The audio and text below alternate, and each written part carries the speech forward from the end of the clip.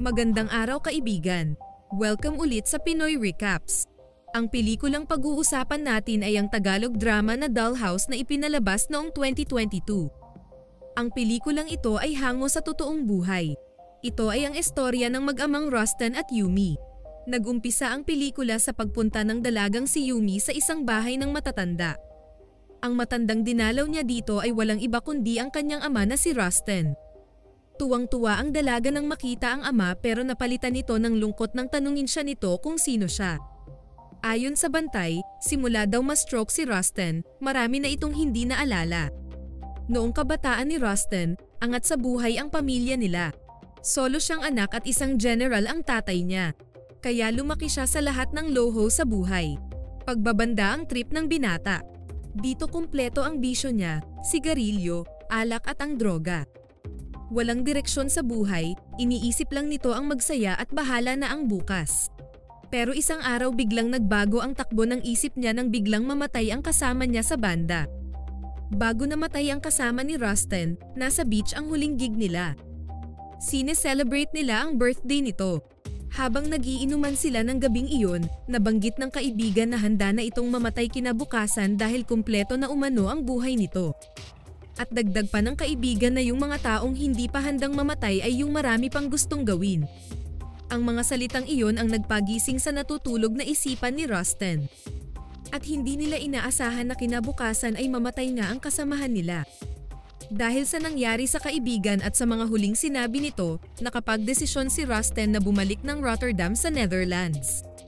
Umalis siyang hindi nagpaalam sa ama kaya ganun na lang ang pag-alala nito. Dito niya binalikan ng isang nakaraan na pilit binaon sa limot pero tinamaan sa sinabi ng kaibigang pumanaw, ang unfinished business niya sa lugar na ito. 8 taon nang nakalipas, nasa banda lang din si Rustin noon sa Rotterdam. Dito niya nakilala ang asawang si Sheena. Masaya pa sila noong una pero simula nang gumamit na siya ng pinagbabawal na gamot, unti-unti nang nagbago ang pamumuhay nila. Hanggang lumalala na ang bisyo niya na naging dahilan ng paghihiwalay nilang mag-asawa.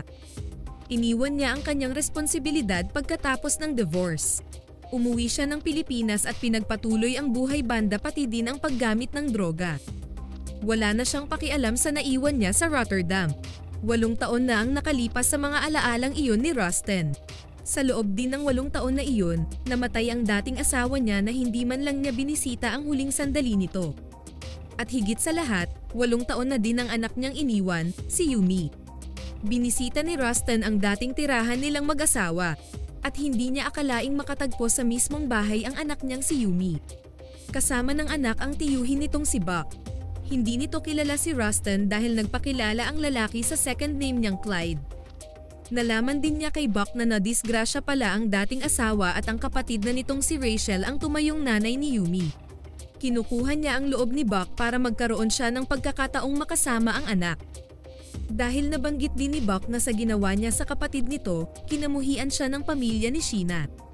Nakonsensya man siya pero kailangan niyang harapin ang kaparusahan ng kanyang mga kasalanan. Isang araw, nag-volunteer siyang maging bantay ni Yumi habang wala si Buck. Sinamantala niya ang pagkakataong mapalapit sa bata. Nakipaglaro siya dito. Ginawan niya ito ng laruan gamit ang curtain.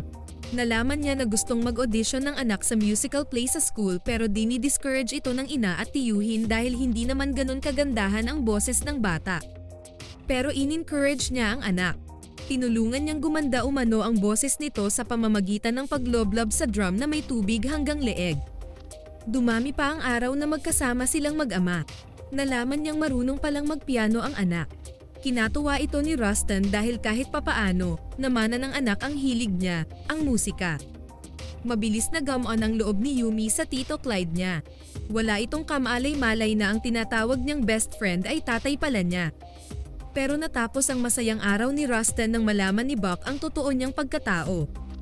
Habang ka-video call ni Buck ang kapatid na si Rachel, bigla nitong hinarap ang cellphone kay Rustin. Galit na galit si Buck sa kanya. Sinumbat nito lahat-lahat ng kasalanan niya simula nang magbuntis ang dating asawa sa anak hanggang lumaki na ito.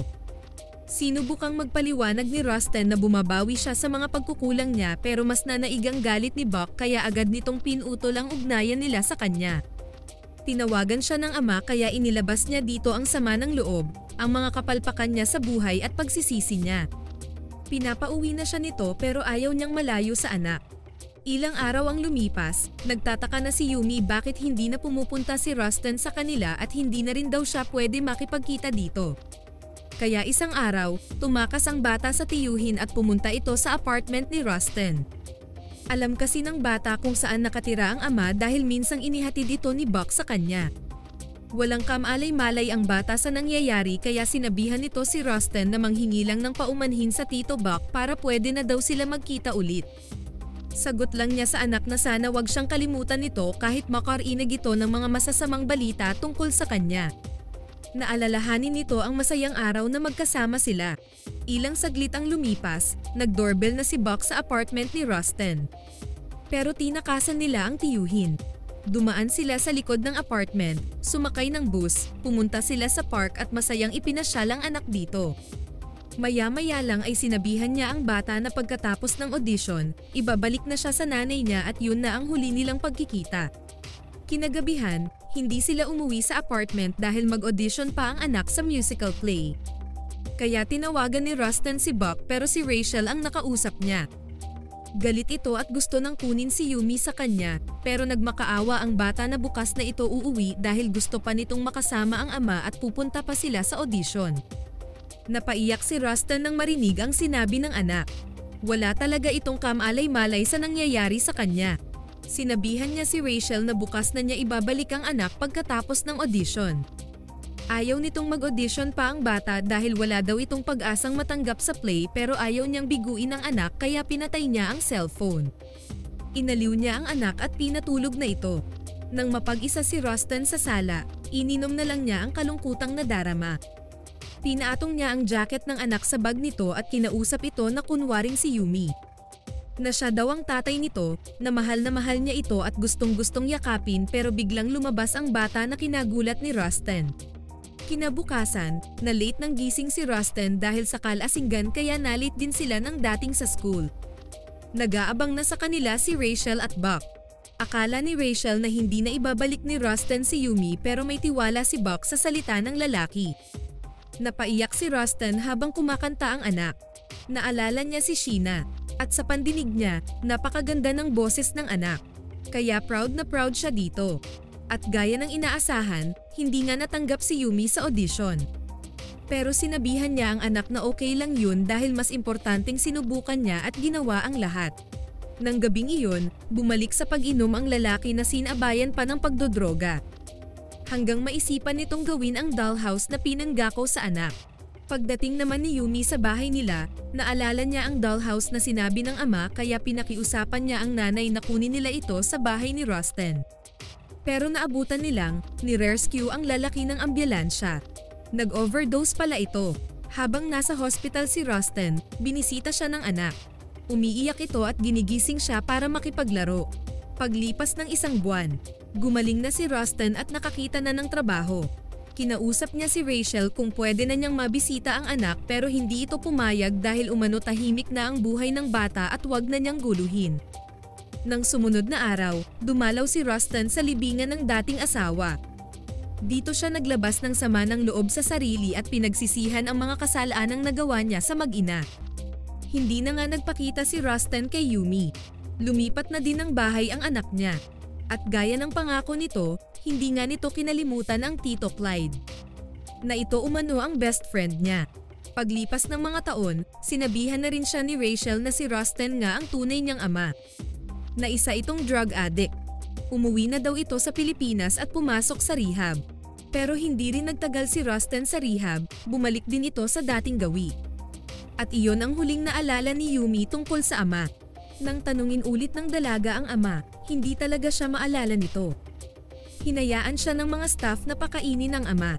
Hanggang may hatid niya ito sa room. Dito tinuro ni Rustin sa anak ang mga nagawang mga dollhouse na para sa best friend umano nito. Pero nang tanungin ni Yumi ang pangalan ng best friend nito, wala na itong maalala. Pero napaiyak sa saya si Yumi dahil kahit papaano, sa dami ng dollhouses na nagawa ni Rustin, may naalala din ang ama niya tungkol sa kanya. Sana nagustuhan nyo ang pelikulang ito. Maraming salamat sa inyong panunood. Kita-kits tayo sa susunod na video.